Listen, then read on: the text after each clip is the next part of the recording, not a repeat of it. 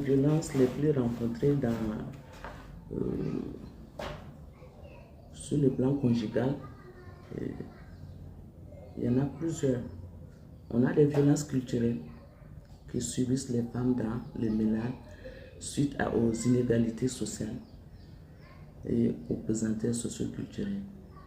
On a également les violences morales et physiques, dues également toujours aux inégalités, parce que physiquement la femme ne peut pas se défendre auprès de l'homme, et des fois quand elle n'arrive pas, il y a un silence qui s'installe, qui devient une violence psychologique qu'elle est obligée de supporter. On a également les violences sexuelles. Alors, on peut être dans le couple et être abusé d'une certaine façon.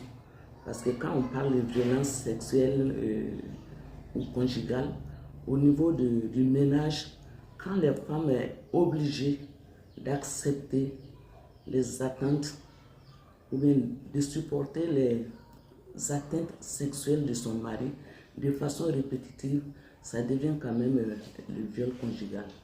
Sans son consentement, malgré son état ou sa santé, ça devient quand même un viol conjugal.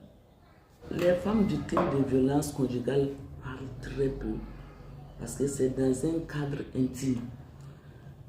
Le mariage, c'est le consentement de deux personnes qui vivent une situation très intime. Alors, quand les problèmes surviennent, tels que le viol conjugal, c'est un peu difficile à la femme de sortir, de voiler un peu son intimité. Elle est obligée de subir en attendant.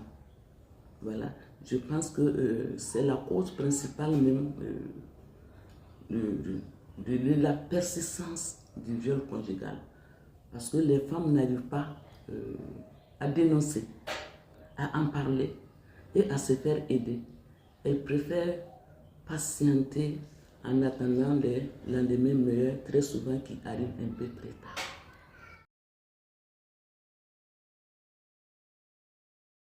L'action de plaidoyer, ça serait même à l'égard des femmes. Qu'est-ce qu'il faut pour que ce silence soit brisé?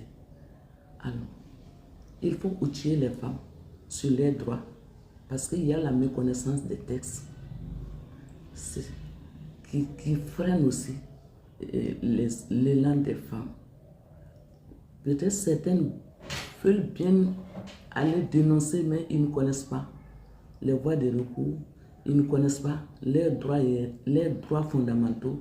Donc, ce qu'il y a, moi je dirais, le premier plaidoyer, c'est auprès de nous-mêmes les femmes qui sont en union, les sensibiliser sur leurs droits et devoirs et les encourager notamment à dénoncer les violences conjugales à travers, par exemple, les numéros verts qui ont été mis en place par les autorités. Même si vous n'arrivez pas à atteindre à aller voir votre témoin de mariage, vous pouvez un temps soit peu prendre le numéro vert, appeler pour dire voilà ce que je vis dans mon ménage.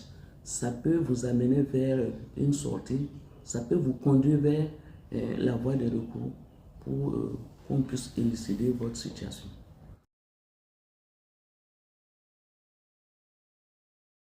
Alors, moi je pense que de nos jours, il existe déjà beaucoup de soutien. C'est peut-être de les renforcer.